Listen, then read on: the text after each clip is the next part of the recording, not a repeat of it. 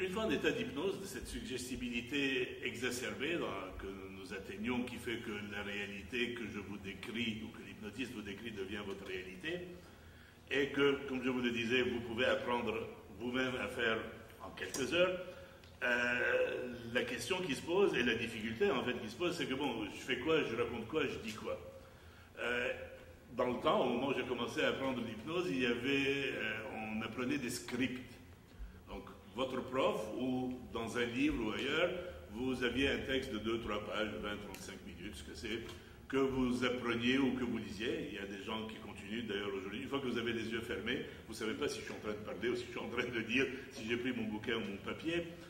Donc, il y avait ce que nous appelons aujourd'hui dédaigneusement les scriptnotistes, qui lisaient leur script fait de suggestions, par exemple, je suis devenu non-fumeur et je ne fumerai plus jamais, je suis heureux de ne pas fumer, je ne mangerai plus, whatever. Donc des phrases dites et redites qui disent la même chose et qui sont efficaces. L'effet de répétition, nous avons tous appris tout ce que nous avons appris par répétition, que ce soit l'étape de multiplication, 2 fois 2 font 4, on a répété ça, ou quand, si vous jouez de la musique, les solfèges, les gammes.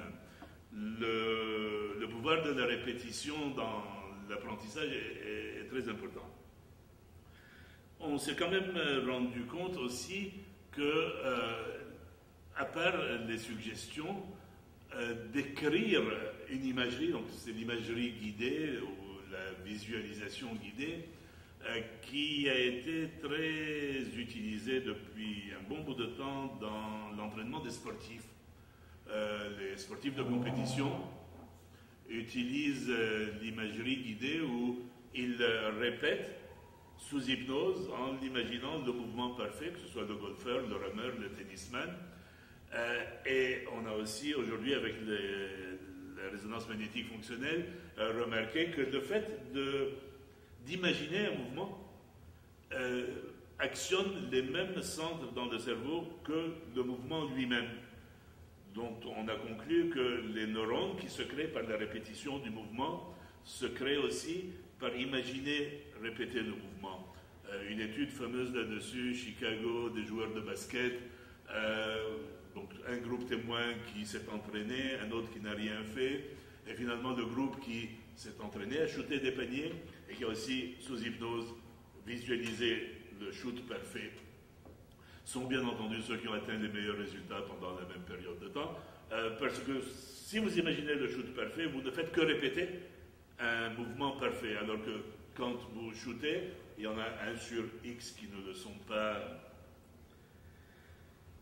Donc le pouvoir de l'imagerie sur le développement ou sur l'acceptation de nouvelles situations, de nouvelles réalités, est une partie beaucoup plus importante du programme MSR que les simples suggestions. Et j'utilise en général un processus d'imagerie guidée pour faire vivre aux clients différentes situations. Alors, la première est une imagerie où il y a une bifurcation de 2 chemins. L'un qui est le chemin connu, je fais rien, je continue comme auparavant, avec des conséquences prévisibles que je décris et que donc vous ressentez à ce moment-là. Et je prends soin de les décrire et d'exagérer leur désagrément. Enfin, ils sont en général suffisamment désagréables, sinon vous ne seriez pas chez moi.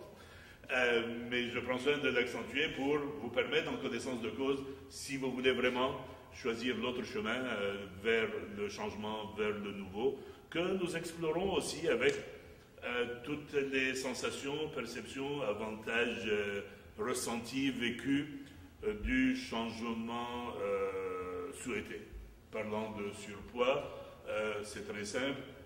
Le vieux chemin, vous continuez à empiler des livres, vous continuez à avoir mal au dos, vous continuez à vous sentir mal dans votre peau, vous continuez tout ce que vous voulez. Les années aidant, on sait très bien vers où ça va mener. Ou alors le chemin de droite, le changement, avec tout ce qu'il y a de positif. Et en général, ce sont des images, des suggestions que j'ai choisies pour chacun dans les conversations que j'ai eues avec lui. C'est la première étape Et là, il vous faut, à la fin de cette séance, choisir.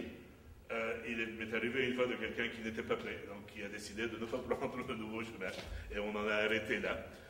Ou autrement, la décision prise de continuer, d'aller vers le changement, vous conditionne déjà. Et là, je vais utiliser souvent le mot conditionnement. On va le prendre dans un sens extrêmement positif, qui est celui qui est en vous les habitudes que vous cherchez à avoir pour qu'elles deviennent naturellement réflexes. Donc la première étape, c'est celle d'un choix. La deuxième étape, une autre imagerie, est celle de neutraliser, si vous voulez, d'une manière globale et générique tout le vécu, toutes les charges négatives d'un vécu.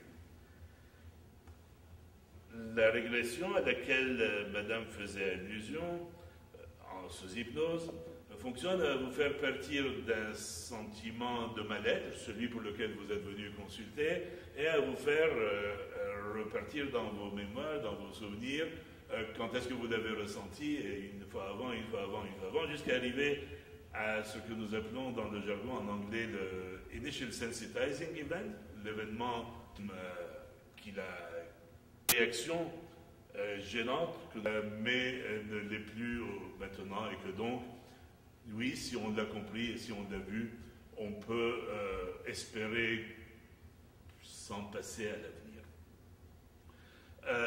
L'imagerie que j'utilise est plus générique, plus globale, fait une sorte de nettoyage ou de purification de tous les événements de notre enfance, de vie adulte, adolescence, enfance, pour n'en garder que les leçons éventuelles à tirer.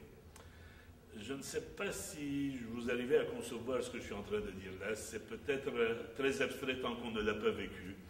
Mais mettons que je l'appellerai la deuxième partie du processus, cette deuxième étape, une étape de créer des fondations émotionnellement nouvelles, émotionnellement neutres, qui permettent au changement d'être accepté, d'être intégré par le tout que nous sommes, nécessairement le pourquoi du comment. Nous avons, dans une première étape, décidé, donc, fait le choix de vouloir changer. Dans une deuxième étape, nous créons les conditions optimales, les fondations pour pouvoir construire ces nouvelles habitudes, ce nouveau nous-mêmes que nous voulons voir se développer et s'épanouir.